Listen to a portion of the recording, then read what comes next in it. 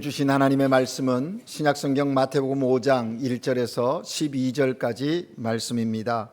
신약성경 마태복음 5장 1절에서 12절까지 말씀입니다. 신약성경 6면에 있는 말씀입니다. 이제 하나님의 말씀을 함께 봉독하시겠습니다. 예수께서 무리를 보시고 산에 올라가 앉으시니 제자들이 나온지라 입을 열어 가르쳐 이르시되 심령이 가난한 자는 복이 있나니 천국이 그들의 것이미요 애통하는 자는 복이 있나니 그들이 위로를 받을 것이미요 온유한 자는 복이 있나니 그들이 땅을 기업으로 받을 것이미요 의에 줄이고 목마른 자는 복이 있나니 그들이 배부를 것이미요 긍휼히 여긴 자는 복이 있나니 그들이 긍휼히 여김을 받을 것이미요 마음이 청결한 자는 복이 있나니 그들이 하나님을 볼 것이미요 화평케 하는 자는 복이 있나니 그들이 하나님의 아들이라 일컬음을 받을 것이미요 의를 위하여 박해를 받는 자는 복이 있나니 천국에 그들이 것임이라. 나로 말미암아 너희를 욕하고 박해하고 거짓으로 너희를 거슬러 모든 악한 말을 할 때에는 너희에게 복이 있나니 기뻐하고 즐거워하라. 하늘에서 너희 상이 큼이라. 너희 전에 있던 선지자들도 이같이 박해하였느니라. 아멘. 시온 찬양대가 하나님께 찬양 드립니다.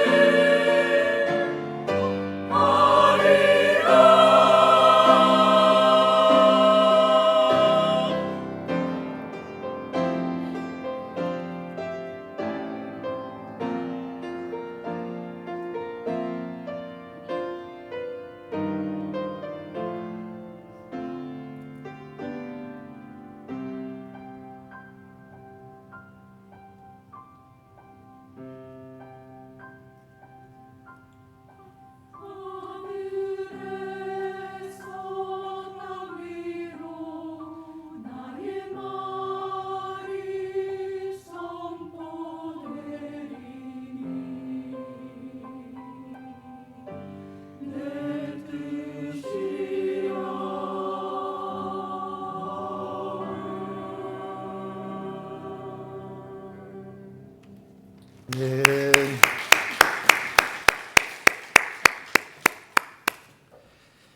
시온 찬양대의 귀한 찬양, 하나님께 영광이 된 줄로 믿고 또 우리에게 큰 은혜가 되었습니다. 오늘 하나님께 예배드리는 여러분 모두 평안하십니까? 지금 여러분이 어떤 상황에 있든지 그 상황 속에서 하나님께 감사하실 수 있기를 바랍니다. 그래서 여러분에게 성령 하나님께서 주시는 사랑과 위로, 기쁨과 평강이 여러분의 삶 가운데 함께 하셔서 그 은혜를 간증하며 하나님께 예배하는, 영광 돌리는 믿음의 사람들 되시기를 주의 이름으로 축복합니다.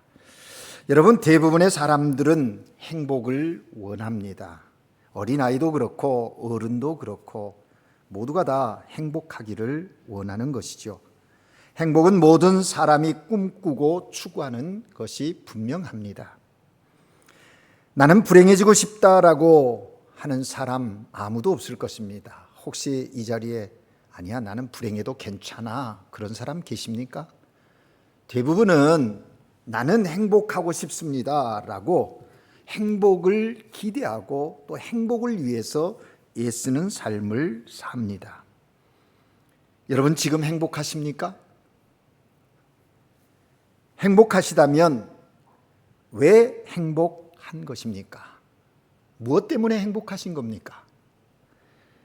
혹 뭐 그렇게 아주 불행한 건 아니지만 그렇게 행복한 것도 아닙니다, 목사님, 그런 사람 계십니까? 그렇다면 왜 행복하지 않은지 한번 점검해 볼 수 있기를 바랍니다. 여러분, 우리는 진정한 행복이 무엇인지를 알아야 합니다. 그냥 막연하게 행복했으면 좋겠다, 행복하자, 행복하세요 라고 하는 것이 아니라 진정한 행복이 무엇인지를 알고 그 행복을 향하여 한 걸음 더 나아가는 그런 인생의 삶이 되어야 되겠다라는 것입니다.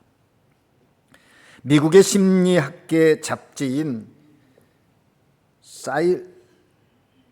사이콜로지 투데이라고 하는 그 회사에서 우리를 행복하게 하는 요소는 무엇인가 라는 설문조사를 했다고 합니다. 여러 사람들을 향해서 우리를 행복하게 하는 요소가 무엇인가, 그랬더니 그 조사에 나온 답들이 친구가 우리를 행복하게 하는 요소입니다. 직업, 애인, 성공, 섹스, 돈, 집이 우리를 행복하게 하는 요소입니다. 또 어떤 사람은 외모가, 어떤 사람은 여가가, 운동이, 결혼이, 뭐 이런 순서로 대답이 나왔다고 합니다. 근데 여러분, 한번 생각해 보십시오.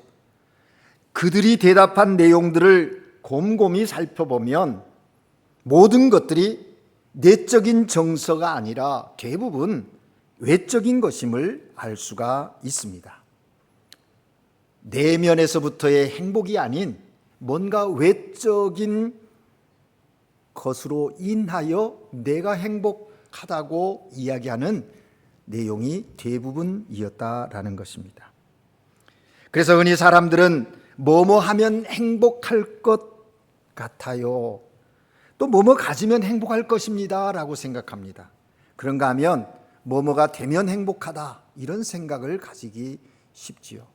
그래서 우리는 대부분 누가 나에게 뭔가를 해주면, 내가 어떤 것을 가지면, 또 내가 뭐가 되면 나는 행복할 거예요 라고 이야기를 한다는 것이죠. 그래서 어떤 사람들은 돈을 많이 벌면 행복할 것이라고 생각합니다. 그래서 먹을 것, 입을 것, 또 사용해야 할 것 사지도 않고 그렇게 아끼고 전략해서 돈을 끌어모읍니다. 돈이 모여보니까 행복하던가요? 돈이 많이 있다고 해서 반드시 행복한 것 아님을 알게 됩니다. 하나님은 행복이 소유의 넉넉함에 있지 않다고 분명히 말씀하십니다. 또 어떤 사람들은 지식이 많으면 행복할 것이라고 생각합니다. 그래서 공부하고 연구하는데 몰두하지요. 그러나 그것도 별거 아니더라 하는 것입니다. 그렇다면 명예 가지면 행복할까요? 명예를 가진 사람이 멍에를 맬 때가 참 많이 있습니다. 여러분, 인기 있는 연예인들 보십시오. 인기 최고 정상에 오르면 행복할까요? 그때부터 불안하기 시작합니다. 이제 올라갈 때까지 다 올라갔으니 떨어지는 일만 남았고, 그렇게 나를 좋아하고 관심 가졌던 사람이 나로부터 멀어질 것을 생각하니 두려운 마음이 들기 시작한다는 것이죠. 그래서 그것 때문에 근심하고 그것 때문에 죽음을 택하는 사람까지도 있는 것을 우리가 보는 것이죠. 권력 가지면 행복할까요? 끊임없이 그 자리를 탐하는 사람들이 주변에 있지 않습니까? 그래서 그 권력이 언제 끝날는지 불안하기 그지없더라 하는 것입니다. 이런 면에서 보면 외적인 것들이 우리를 참으로 행복하게 하지 못한다는 것을 알게 되는 것이죠. 사람에게는 영혼이 있기 때문에 육신의 조건이 충족된다면 그렇다고 해서 내면까지 충족되어지는 것 아님을 알게 되는 것입니다. 진정한 행복을 가져다 주는 것, 그것이 뭐냐는 거예요. 여러분, 결론적으로 얘기한다면 참된 행복의 근원은 하나님께 있음을 믿으시기 바랍니다. 하나님은 우리에게 복을 주시기 원하시는 분이시고 하나님은 복의 근원이 되시는 분이십니다. 성경은 축복의 언어가 가득하지요. 구약에서부터 신약까지 보면, 묵상하고 읽다 보면 하나님이 우리에게 복 주시기를 원하시는 그 마음, 우리가 느낄 수 있는 것이죠. 하나님의 속성 중에 하나가 복을 주시는 분이시에요. 그래서 하나님이 주시는 복을 우리가 받아 누리고 깨달을 때 행복하게 된다라는 것입니다. 하나님은 하나님의 형상대로 사람을 만드시고 그들에게 복 주시기를 기뻐하셨습니다. 복은 하나님이 주시는 것이고 하나님이 주셔야 참된 복이며 그 복을 받은 사람이 행복한 사람인 것이지요. 여러분, 오늘 우리가 읽은 마태복음 5장은 너무나도 잘 알고 있는 예수님의 산상에서 설교하신 내용입니다. 그래서 산상설교라고도 하죠. 마태복음 5장에서 7장까지. 여러분, 성경을 보면 이 5장에서 7장은 글씨가 전부 빨간 글씨로 되어 있어요. 예수님이 직접 하신 말씀이라는 것이지요. 그런데 이 산상설교를 또 산상수훈이라고도 그러지 않습니까? 산에서 예수님께 나온 무리들에게 산에서 설교하셨고 그 설교한 내용은 한 번으로 끝나는 것이 아니라 계속해서 가르쳐 지키게 해야 한다. 계속 가르치라 그래서 수훈이라고 이야기합니다. 저는 개인적으로 산상수훈이라는 말을 더 좋아합니다. 근데 오늘 우리가 읽은 본문에 보니 그 산상수훈이 시작되어지는 첫 5장에서 예수께서 무리를 보시고 산에 올라가 앉으시니 제자들이 나왔다. 그때 입을 열어서 가르치셨다라고 하면서 시작되어지는데 너무나 잘 알고 있는 8가지 복에 대한 내용이 기록되어져 있습니다. 여러분, 수없이 들었고 또 이 말씀을 잘 알고 있습니다. 어떻게 이해하셨습니까? 예수님께서 8가지 복을 우리에게 주시기를 원하시는 것일까요? 예수님이 8가지 복이 너희에게 필요하다 말씀하고 계시는 것일까요? 8가지 복을 받는 비결을 우리에게 말씀해 주고 계시는 것일까요? 본문은 그렇지 않습니다. 우리가 이 본문을, 이 8가지 복을 잘 읽어봐야 되는데, 그리고 묵상해야 되는데 건성으로 읽으면 마치 예수님이 조건문으로 말씀하시는 걸로 오해할 수 있다라는 것입니다. 심령이 가난하면 복이 있고 애통하면 복이 있다는 식으로 이해하는 거예요. 그래서 심령이 가난한 자가 되어야 되겠다, 애통하는 자가 되어야 되겠다, 그래서 하나님이 주신 복을 받아야지, 이런 정도로 이 본문을 이해한다면 주님이 우리에게 말씀하시고자 하시는 참된 진리를 깨닫지 못한다라는 것입니다. 결코 그런 본문이 아니라는 것이죠. 오늘 본문은 복 받는 조건과 자격을 언급하고 있는 것이 아니라 예수님께서 예수님 곁으로 나온 무리들을, 제자들을 향하여 야, 너희는 복된 자야 라고 먼저 선언하고 계신다는 거예요. 너희가 이렇게 이런 조건을 갖추면 너희가 복된 자야가 아니라 예수님 앞에 나온 너희가 복된 자다, 그렇게 먼저 선언하고 계신다는 거예요. 비에나 벤투라도스, 스페인어 성경이 복되다, 복되어라 이렇게 번역하는 것이죠. 예수님께서 본문의 여러 가지 복에 대해서 말씀하시는데 영어 성경에는 복이 있나니라는 구절을 브레싱이라고 번역합니다. 우리 젊은이들이 읽고 있는 스페인어 NAB에는 뭐라고 말하냐면 비에나 벤투라도스. 다시 말하면 이 브레싱이라는 이 단어는 영어의 브레드라는 단어에서 어원을 갖고 나오는데 피를 흘린다 그런 뜻이거든요. 구약시대의 이스라엘 백성이 하나님께 짐승을 잡아 피로 제사를 드려서 하나님과 언약관계를 유지했다라는 것이죠. 그래서 하나님께 의존된 존재가 되어 있음을 표현할 때 이 단어를 쓰는 것입니다.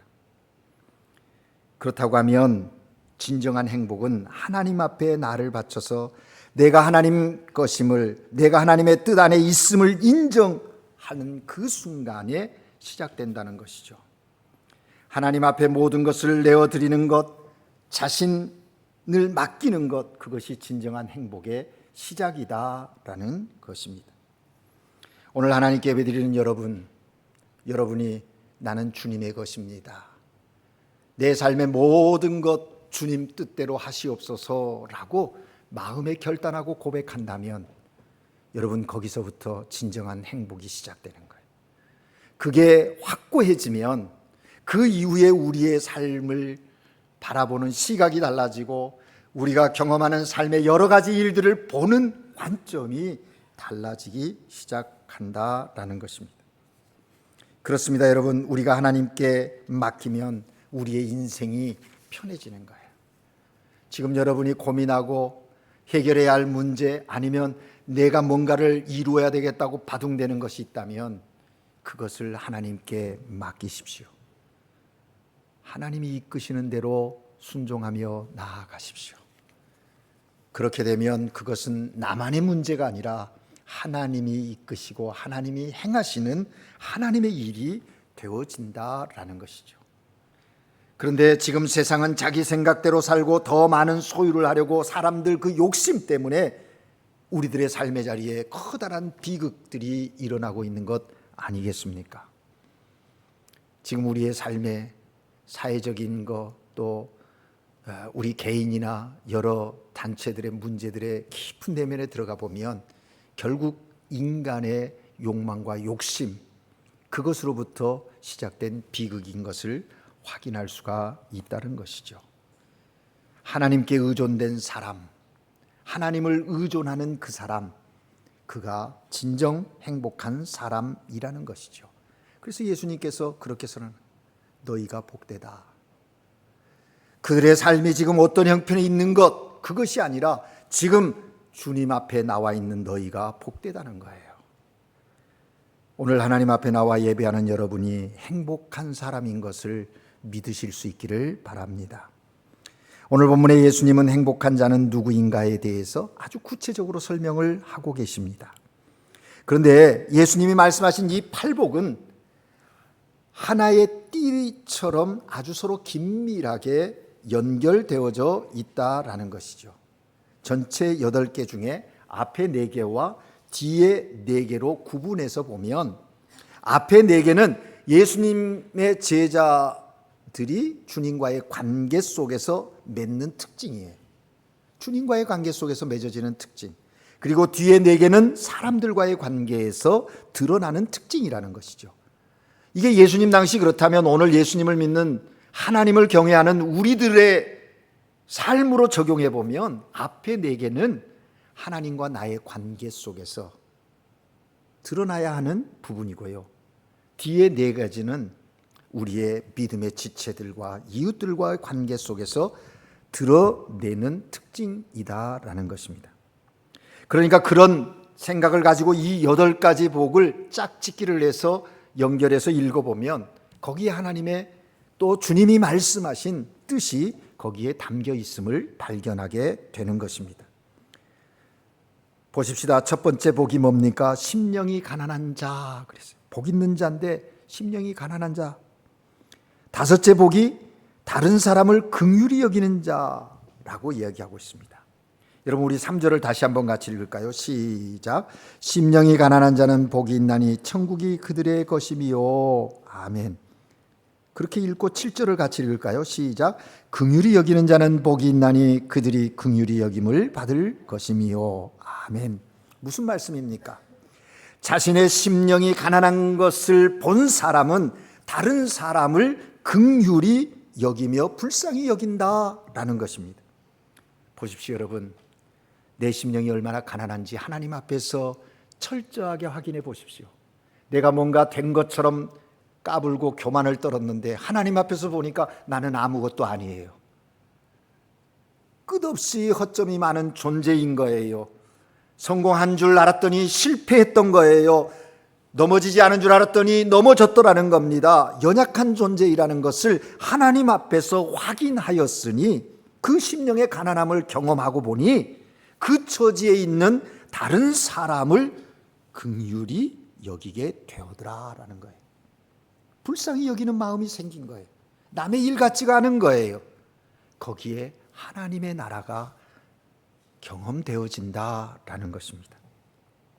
두 번째 복은 애통하는 자라고 그랬습니다. 4절에 보니까 애통하는 자는 복이 있나니 그들이 위로를 받을 것이미요 그랬어요. 여섯 번째 뭡니까? 마음이 청결한 자. 8절에 보니까 마음이 청결한 자는 복이 있나니 그들이 하나님을 볼 것이미요 라고 했거든요. 여러분 보십시오. 애통하는 자는 마음이 청결한 자가 된다는 거예요. 여러분 어디에 가서 애통하십니까? 무엇 때문에 애통하십니까? 바라기는 하나님 앞에 나아가 애통하는 여러분들이 되시기를 주의 이름으로 축복합니다. 그럴 때 우리의 마음이 깨끗해지는 거예요. 청결해진다라고 말씀합니다. 애통하니까 마음이 청결해질 수밖에 없지 않겠습니까? 하나님 앞에 애통하며 회개하니 마음이 청결해지는 거예요. 여기에 짝이 있습니다. 세 번째는 온유한 자, 일곱 번째가 화평하는 자인데 여기 5절에 보니까 온유한 자는 복이 있나니 그들이 땅을 기업으로 받을 것이며 했고요. 9절에는 화평하게 하는 자는 복이 있나니 그들이 하나님의 아들이라 일컬음을 받을 것이며 라고 했습니다. 그러니까 온유한 사람은 화평하게 하는 사람이 된다는 거예요. 여러분 여기 온유라고 하는 게 무슨 의미냐면요, 정말 하나님 앞에서 다듬어지고 다듬어져서 하나님의 뜻에 합당하도록 길들여지는 것이 온유예요. 여러분 여러 가지 어려움을 겪으면서 힘들지만 그 가운데서 더욱 자기를 단련하고 부드럽고 따뜻한 사람이 되었다는 거예요. 누구 앞에서? 하나님 앞에서, 하나님과의 관계 속에서. 그러니 다른 사람에게 가서 그러한 문제와 그런 갈등과 그런 아픔들이 있는 자들을 찾아가서 그 온유로 그들을 화평케 하는 일들을 이루어내더라는 거예요. 이게 하나님의 나라가 임하는 것입니다. 네 번째는 의에 줄이고 목마른 자, 그리고 여덟 번째가 뭐예요? 의를 위하여 박해를 받는 자로 되어 있습니다. 여러분 의에 줄이고 목마른 사람은요, 의를 위해서 박해받는데도 박해받는 그 자리에 나가는 것도 두려워하지 않아요. 왜? 내가 의에 줄이고 목마름이 간절함이 있었기 때문에 그렇다는 것이죠. 여러분 무엇에 대한 열망이 있으십니까?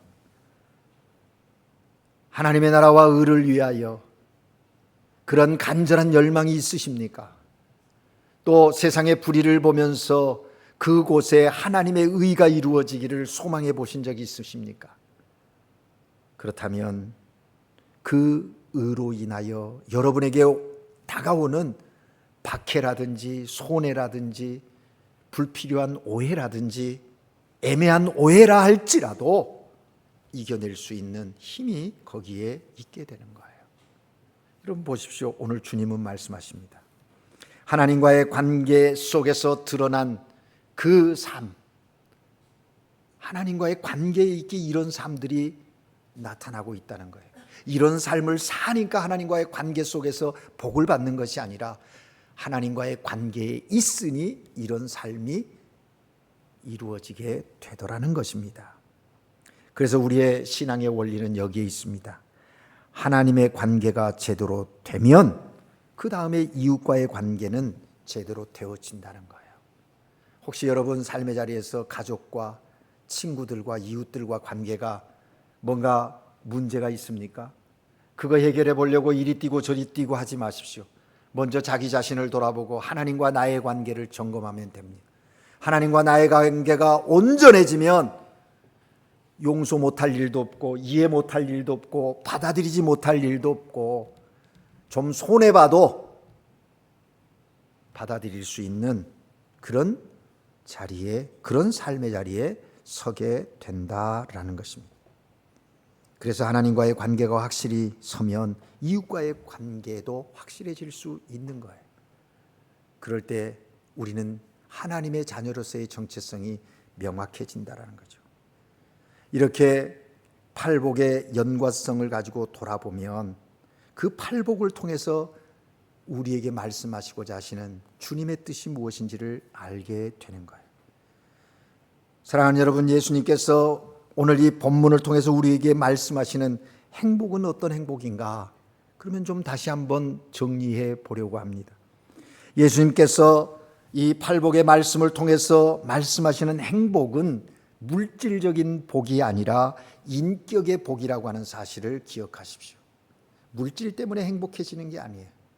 인격, 그게 중요하다는 것이죠. 예수님이 말씀하신 팔복 하나하나는 다 물질적인 것이 아니고 인격적인 것, 영적인 것입니다. 여러분, 예수님 설교에 이런 말씀 들어보셨습니까? 아들을 많이 낳는 자는 복이 있나니, 공부를 많이 하는 자는 복이 있나니, 재산이 많은 자는 복이 있나니, 높은 자리에 올라간 자는 복이 있나니, 그런 말씀 예수님이 하신 적이 있던가요? 결코 복은 물질에 있지 않습니다. 물질에 있지 않다라는 것이죠. 오히려 예수님은 이렇게 말씀하십니다. 마음이 가난한 자는 복이 있나니, 애통하는 자는 복이 있나니, 온유한 자는 복이 있나니, 마음이 청결한 자, 의에 줄이고 목마른 자 복이 있다고 우리에게 말씀하십니다. 이런 것들은 물질과는 전혀 관계가 없지요. 그래서 행복은 소유에서 찾는 것이 아니라 존재에서 찾아야 합니다. 존재의 의미입니다. 존재하는 이유가 뭐냐? 그거를 알 때 우리에게 행복이 깨달아지고 행복을 누리게 된다라는 것입니다. 예수님께서 팔복을 통해 말씀하시는 행복은 독립적인 복이 아니라 관계적인 복이다라는 것을 기억하셔야 합니다. 예수님이 말씀하신 팔복에는 이웃과의 관계를 굉장히 강조하고 있다는 것을 확인할 수 있지요. 온유한 자, 긍휼히 여기는 자, 화평케 하는 자, 이것은 이웃과의 관계 속에서 이루어지는 것 아니겠습니까? 다시 말하면 이웃이 행복해야 내가 행복한 거예요. 오늘 이 시대는 이웃의 관심이 아니라 내게 집중되어져 있고 나 자신에게만 초점이 맞춰져 있지요. 그러기에 끊임없이 갈등이, 끊임없이 불평이, 원망이 시작되는 것이죠. 이웃이 행복할 때 나도 행복한 건데 그것을 모르는 거죠. 그래서 성경은 이웃 사랑에 대해서 우리에게 이렇게 말씀하지 않습니까? 주께서 너를 용서하신 것 같이 너희도 용서하라. 하나님과의 관계 속에서 용서를 경험한 너는 당연히 복된 너는, 그 복을 받은 너는 당연히 그렇게 살아야 한다는 겁니다. 살아야 한다는 거예요. 주께서 내 모습을 그대로 용납해 주신 것 같이 너도 용납하라. 용납하라 말씀하시는 거예요. 여러분, 여러분의 삶의 자리에 사랑함과 용납함이 더 풍성해지기를, 복된 자인 여러분은 그런 삶을 살아가시기를 주의 이름으로 축복합니다. 마지막으로 예수님께서 팔복의 말씀을 통해서 하시는 행복은 본능적인 복이 아니라 영적인 복이라는 사실을 기억하십시오. 우리는 본능에 이끌려 살려고 할 때가 많거든요. 감정대로, 본능대로 내 본능을 내가 어떻게 하라는 거냐. 그러나 우리 복 있는 사람들은 본능적으로 사는 사람들이 아니에요. 여러분, 사람은 마음이 가난해지는 것보다 교만해지기가 더 쉽고요. 사람은 하나님의 뜻을 이루지 못함에 대해서 애통하기보다는 자기를 감추는 일에 더욱 익숙하지 않습니까? 그래서 수없이 가면을 많이 쓰고 있어요. 주중에 잠깐 만나 교제하는 형제가 그래요. 목사님 아세요? 교인들이요, 너무 많은 가면을 쓰고 있어요. 그렇게 하소연합니다.